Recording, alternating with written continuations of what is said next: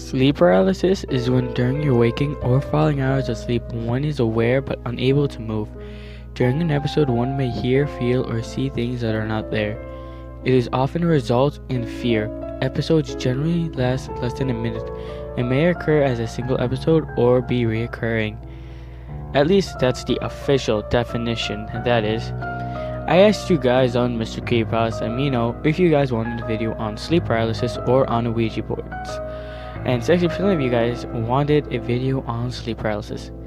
So this is my take on the modern day urban legend of shadow people. Some of you may, just like me, may have already experienced this phenomenon, but for those who haven't experienced this, it kind of goes like this.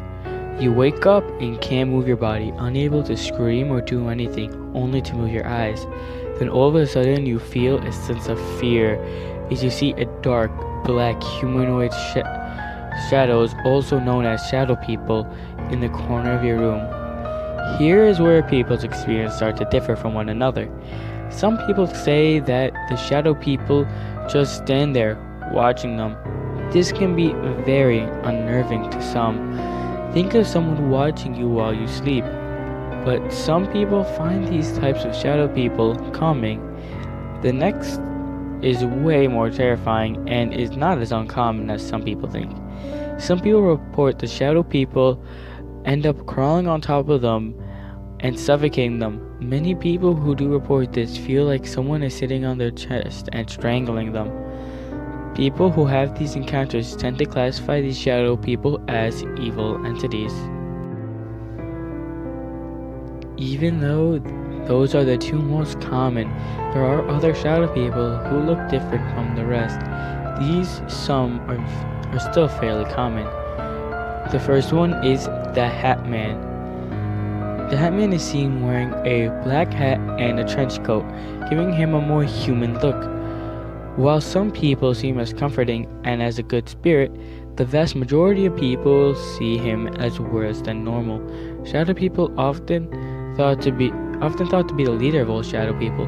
During a normal sleep paralysis episode, after a few minutes people often end up calming down, but this is not always the case with the Half Man.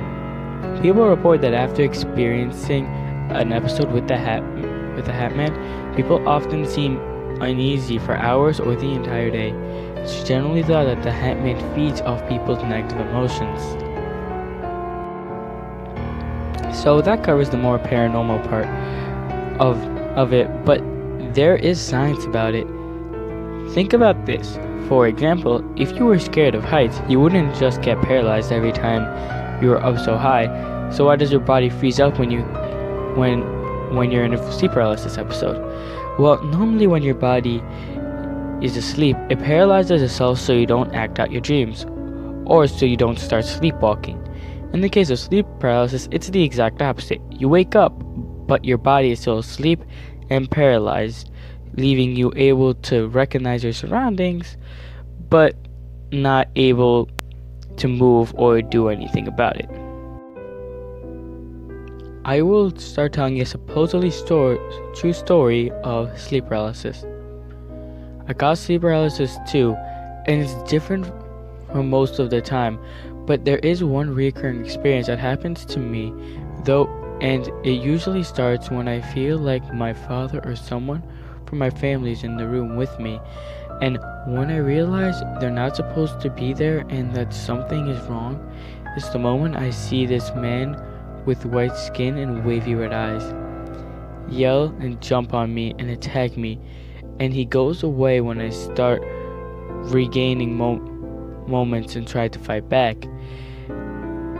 There are times I feel a body in my bed with me, and I think it's my dad or my mom, and I just start to think about how weird and absurd it is.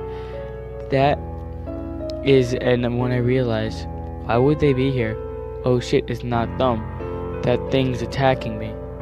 Last week, I was sleeping soundly, and I thought my dad was there until I realized, wait, that makes no sense for him to be here. Shit, I'm having sleep paralysis. And then the man appears and starts hissing at me and starts shaking my arms. And honestly, at this point, I am more angry and annoyed than scared. So I angrily try to fight back, but I can't really move, and when I feel like I start regaining movement, he lunges back into the floor and cries, "Leave me alone." This video only scratches the surface on the topic of sleep paralysis and the paranormal in general.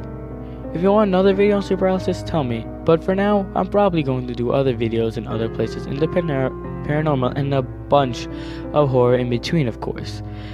I was planning on covering the old hag, but I decided it was better for another video. One last quick fact about the paranormal. I wanted to include that some people say if you just wait through it instead of trying to move, you can trigger a lucid dream or astral projection, or a OBE, out-of-body experience, which then can lead the thoughts to a connected consciousness, which will lead me to my next video. It's either going to be a Ouija board or astral projection.